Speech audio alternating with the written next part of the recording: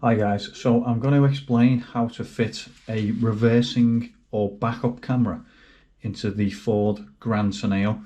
So I've got a 2017 model and it didn't come with a built-in camera, so what I've done, I've purchased a camera off Amazon, an aftermarket camera, and I'm going to attempt to install this into the Tourneo. So the model I've chosen is this particular one. It's the Autovox M1W wireless parking system, and what it means by wireless essentially is most cameras have to be installed on your dashboard, and then you have to take a cable right through the vehicle body and through all the headliner and the internal paneling of the vehicle, and that cable connects all the way to the camera at the end.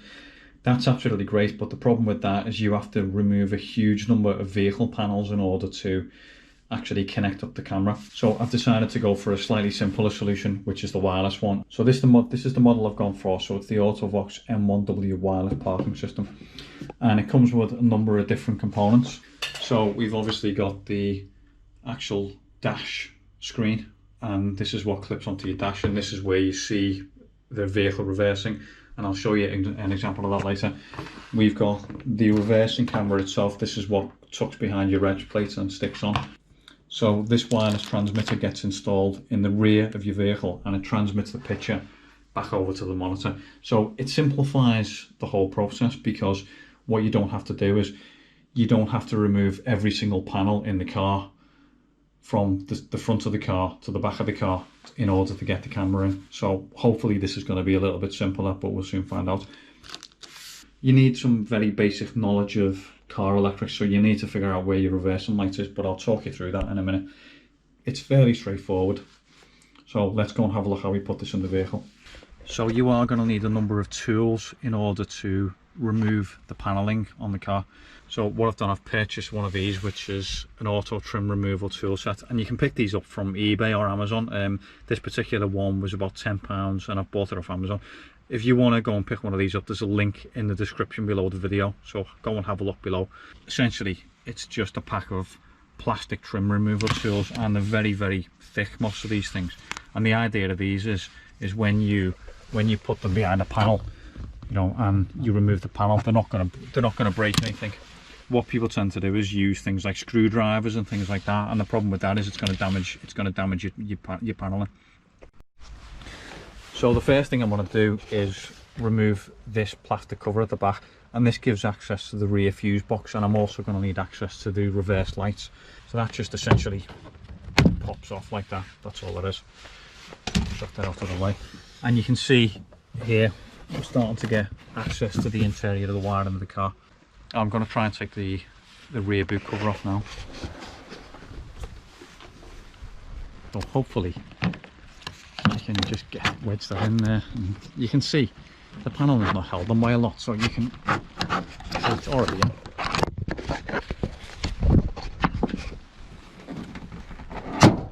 Yeah, and you can see that pop there, and you can see you've got these big clips around it.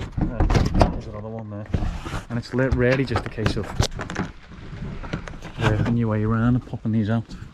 This is the boot strap, so that's probably going to have to be removed, so I'll go and get a torx bit and take that out. You're going to need a little torx bit like this to remove some of these pieces. Let's give that a try.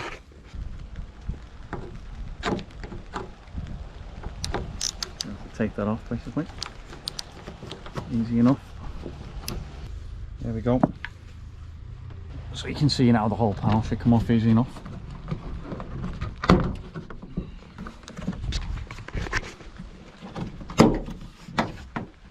And it really is just a case of getting under here and figuring out where everything's attached. So something you might find useful as a head torch, because when you're pulling off the panel, and you can look behind it and you can see where the rest of the clips are, so it just means you can maneuver all the clips out one by one. Makes life a lot easier.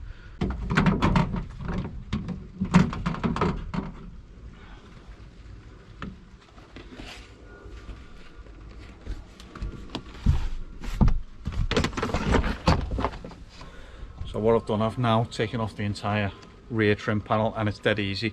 So the trim panel's got these connectors all around, and you just pull them, basically work your way around, pull those connectors and the whole panel just pops off. So that gives us access to the tailgate, and it's much easier to access all the wire and stuff now. So it's worth pointing out that I took off these two panels here, and you don't need to take those off at all. So all you need to take off is the big black boot panel that covers all the electronics here. You don't have to take this one off, but it is kind of useful so you can see what's going on when you're feeding the cable around. So there's another plastic panel that meets the boot panel, and I just took that off as well. So I've now removed the registration plate off the car, and it's basically just held on by these crappy screws, which you can see the state of them. I'll probably replace them.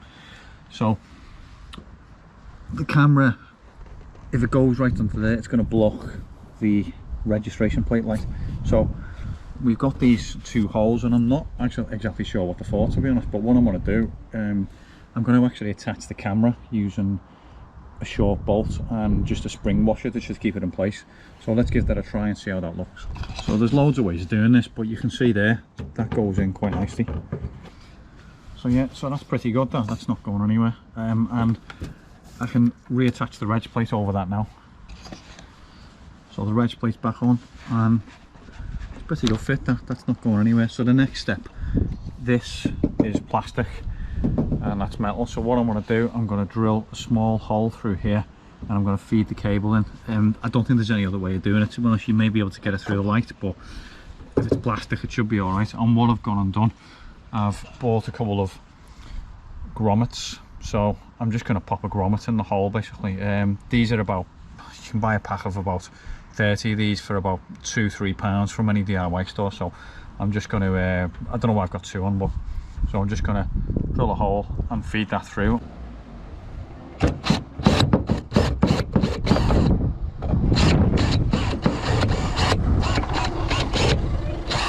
So what we had to do was drill one hole through there and one hole through the body there, and take off this reg plate light holder, and it's just attached by 4 bolts in the back. They're dead easy, just have a look for them, remove them, and then what you can do is you can feed the camera cable through there and then through there, and put 2 grommets in it so it goes into the rear tailgate. So we now need to find the reversing light cable, and to be honest, it's buried up there somewhere. Now the only way to really get to that is to pull off all this paneling on the car and probably take the seats out. So what I've done instead is I've unscrewed the rear light cluster, and it's only held on by 2 screws, so it's reasonably easy to take off. So there's a screw there, take the top piece off as well. It's self-explanatory. And what I'm going to do is I'm going to tie in to the reverse light here. So I've taken the reverse light out.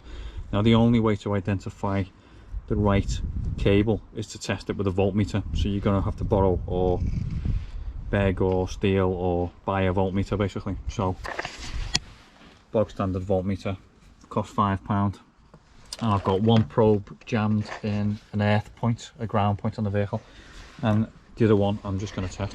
So you're going to need an assistant here to plonk the car into reverse. So at the moment, and the voltmeter's off screen, I've got no voltage to either of those. Now if I, can you plug it into reverse, please?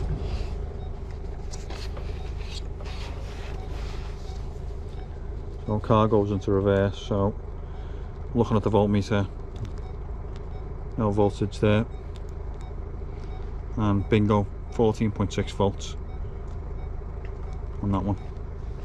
So it's going to be that right hand black cable. So what we'll have to do is tie into there, and then we'll have to pop a small cable through that grommet, which is no big deal. We'll just pop it through with a little tiny screwdriver or a skewer or something like that.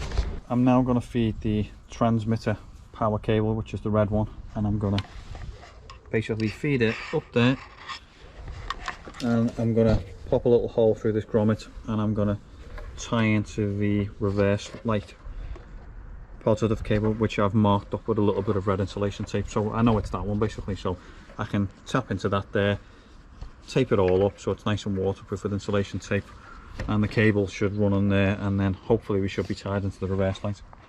So I'll just do that now.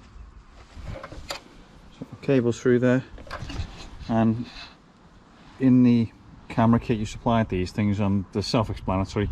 You just pop the cable in and you crush them with pliers in it, it will tie into our 12-volt cable. So we just tie that in there, crush it with the pliers, and then pop it over an insulator. So that's connected up there, and I've just tested that and confirmed we've got power, so we can close that off. And then what we'll do is we'll tape that up to make it waterproof, and we'll just refit that back, easy enough. And then what we've got to do is we've got to connect this side to ground. Now there's not many options here, to be honest. Looking up there, it looks like we've got, I don't know whether you can see that, but there's a ground cable there, so I'll probably tie into that one there. And again, we've got another one of these connector clips to do that, so it's going to be difficult to film this, so I'll just do it. And then again, it's fairly self-explanatory. You feed the two wires through, you crush it with the pliers, snap it over, and put a bit of insulation tape around to connect it.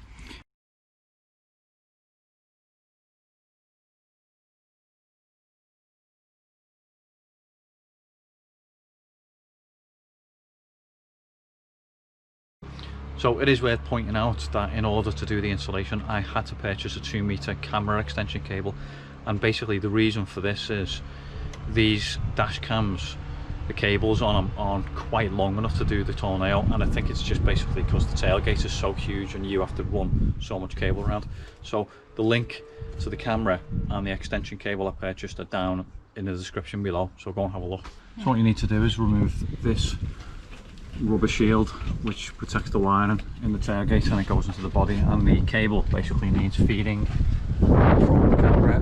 Follow the route of existing wire, it goes into the body there, all the way along there, comes out there and goes back down there, and once you've got it through there, you can just pull it down here, and then you can hook up to your camera or your transmitter, which is here, and that's basically it.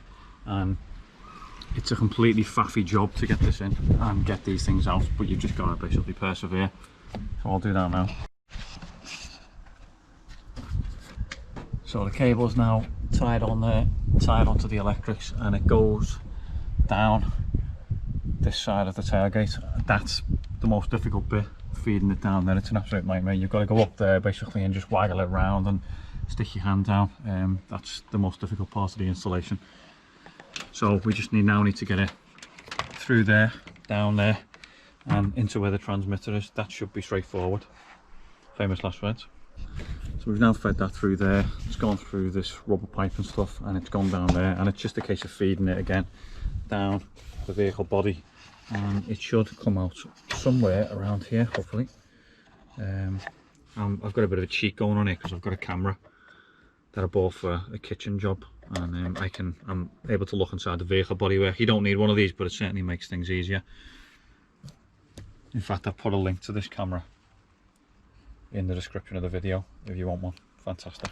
So I can see the cables there, so I just need to go and grab it now, go and find that. So I'll just pull that through, and then that's basically it. We hook up into the transmitter and we're done.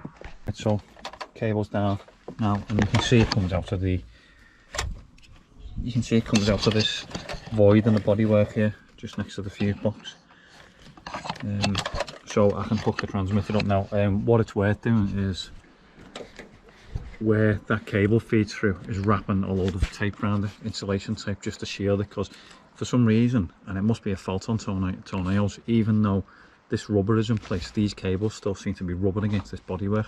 I think there's an internal piece of bodywork there, so I've taped them up just to give them, you know, another 10 years of life or whatever. So basically I can connect all this back up now. So these just snap back on. So that's now all reconnected. So all done, cables all nicely tied up there. So it's just a case of now hooking up. Right, so we can hook all this up now. Here's our cable. Hook this together, and we can now go and give this a test in the front of the car. Right, so I'm just going to give this a quick test. So what I've done, I've plugged it into the front cigarette lighter socket here. You probably want to use this one on the Torneo. So there's a 12-volt socket there, just in case you weren't aware of that. So what I'm probably going to do, and this is a job for later on, I'll stick the camera on the window, and I'll probably just tuck the cable in the headliner, and these things just pop off quite easily. So you can jam the cable underneath there. You can see there's a gap there already. So I'm not going to cover that in the video, it's self-explanatory. So maybe run the cable down here and into there, or if you really want to do it properly, then you could possibly wire it into the dashboard and into the cigarette lighter socket, but I'm not really going to do that. I don't need it. So let's see if this works. So engine's on, nothing going on at the moment. We're going to first gear, nothing happening. So if I chuck the car into reverse, in theory that camera should come on. So there we go in reverse, and straight away there's our other car behind us, and you can just see the parking sensors there. So if I just roll forward a little bit, back into reverse, and you can see that's much further away now. So let me just roll it back a little bit.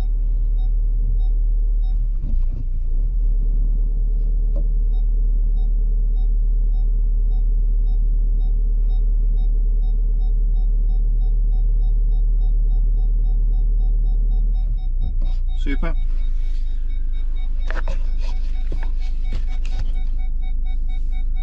Job's a good one.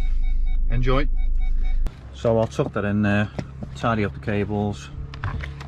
I'll probably stick it in that dead space behind the fuse box there, and it's just a case of really reassembling any paneling you've taken off. So hopefully you found that really useful. I'll be honest, it was a pain in the backside, that, but it's because I've never done it before and there's no instructions on the internet. So hopefully that'll allow you to install a camera in your Tourneo. So if you have a look on the video description, you can find links to all the bits and pieces I've got, so the camera, any tools I've used, and also the extension cable.